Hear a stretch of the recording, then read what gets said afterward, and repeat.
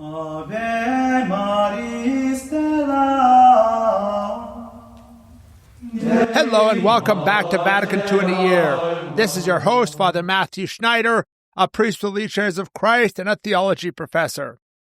This is a podcast on the StarQuest Production Network at sqpn.com. Today we're on day 362 and we're covering Gaudium et Spes 88 to 89 on Christians should help establish just international order. If you want to follow along, we have a reading plan and more details at sqpn.com/Vatican or frmatthewlc.com/Vatican. 362 reminds us we're almost done for the year. This has been a long journey, and I've been glad to have it with you. Yesterday, we spoke about how we should ensure all live as the population increases, but at the same time, parents, not the state, have the choice of how many kids they will have. Today, we're going to continue Chapter 5, the fostering of a peace and the promotion of a community of nations. And in that, we'll continue Section 2, setting up an international community. The summary of today is that we all have a duty to help internationally, which is often best done systematically through the Church. And the Church is present in international bodies to promote good ends. Paragraph 88 focuses on the idea of international charity. It has 3 subparagraphs. A and B talk about how Christians have a duty to help the poor internationally. And then C talks about how the Church should systematically raise money for the international poor. Let's begin with 88A.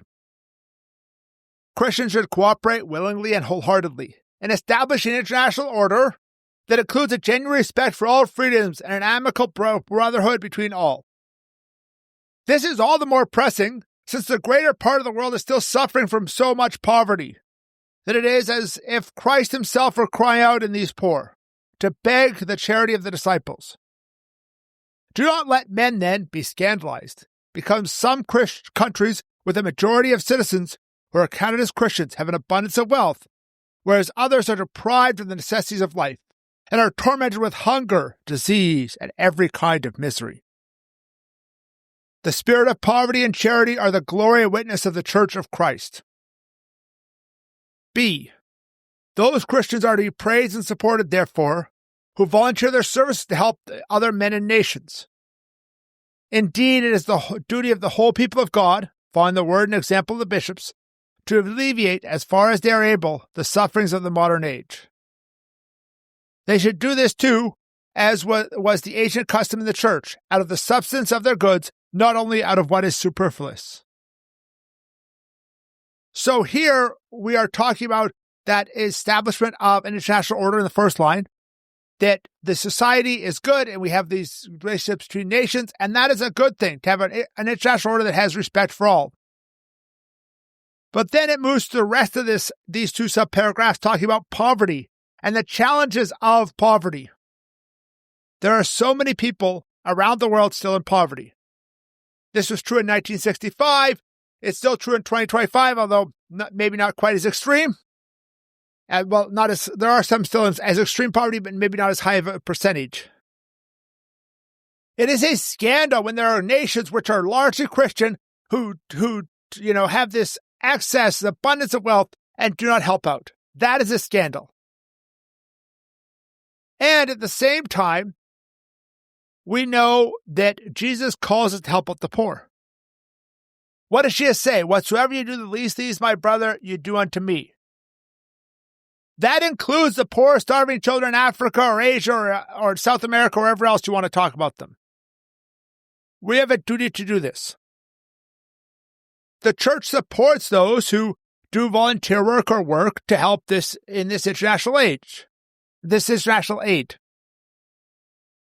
And it says, hey, we as Christians, we should give not just from our abundance, from our superfluity, not just, hey, I'm not going to have the caviar and I'm going to get the iPhone 16 rather than the iPhone 16 Pro.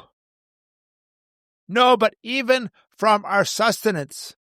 That is the Christian mode of charity. Moving on to 88C, it talks about how the Church should systematically raise money to help the international poor.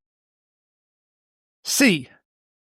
the procedure of collecting and distributing aids, without being inflexible or completely uniform, should nevertheless be carried out in orderly fashion in dioceses, nations, and throughout the entire world. Wherever it seems convenient, this activity of Catholics should be carried out on in unison with other Christian brothers. For the spirit of Christian charity does not forbid, but on the contrary commands that charitable activity be carried out in a careful and orderly manner.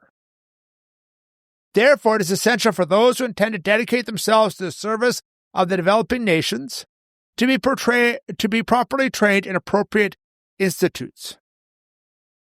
So, C has kind of two parts here. First of all, it talks about how we should raise money systematically.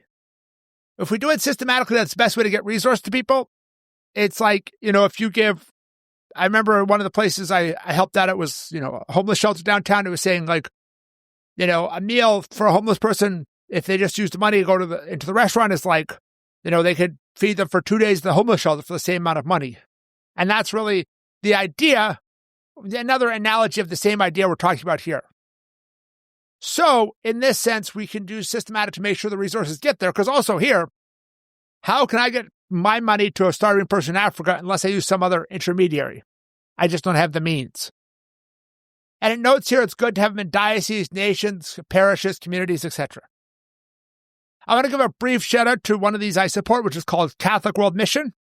It's run with Regnum Christi, Legionaries of Christ. My community is part of Regnum Christi. And it funds a number of things from seminaries to schools for the poor in Latin America to, disaster relief around the world. If you have a little bit of money you want to give to foreign aid, to Christian charities like that, it's one I would highly recommend. Because most of it is that aid, but it's also helping out the church in that sense, training the poor in Catholic schools, or helping out a seminary to build, or things like that. It also notes here that it can be done with fellow citizens, fellow Christians, so we can work together. We don't just have to be like, hey, we're Catholics, we don't care about anybody else. Finally, this subparagraph notes that we need to have proper training for those who are going to serve the poor. I know when we have like short mission trips, this becomes very important, because sometimes there is a tendency for Americans to go and do missions in foreign countries and really not learn enough, and then they can have issues in how they do it. That's not good. We should think about how we do the training. Now, obviously, those who are there full-time mean more training than those who are there for a week. Moving on to paragraph 89. It has two subparagraphs, but we're going to read them together. They talk about how the church needs to be present in the international organizations to encourage cooperation and peace. A. Since in virtue of her mission received from God, the church preaches the gospel to all men and dispenses the treasures of grace, she contributes to the ensuring of peace everywhere on earth, and to the placing of the fraternal exchange between men on solid ground by imparting knowledge of the divine and natural law. Therefore, to encourage and stimulate cooperation among men, the church must clearly be clearly present in the midst of the community of nations, both through her official channels and through the full and sincere cooperation of all Christians, a collaboration motivated solely by the desire to be at the service of all. B. This will come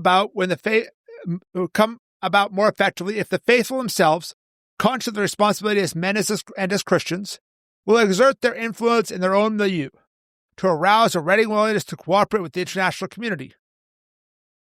Special care must be given, in both religious and civil education, to the formation of youth in this regard. This concludes. 89A is really talking there about how the church is present everywhere, church preaches the gospel, seeing the positive good, the knowledge of divine law, knowledge of natural law. And being present everywhere includes being present in international organizations, in the community of nations, and things like that. This is like the Vatican Diplomatic Service, the Vatican Observer Status at the UN, things like that. And why is she there? She's there to stimulate positive goods, positive ends. It notes here things like peace, like things like cooperation, because being present with the international community, the community of nations, can help that. And the church is not just present in her official capacity, she's present in her members as well. So the Catholics involved in these things should have such motivation as well. And we need to train ourselves. We need to exhort for such goods. We need to look for our nations, for those who represent us, and even if ourselves go into there or go into an NGO, to look for such goods.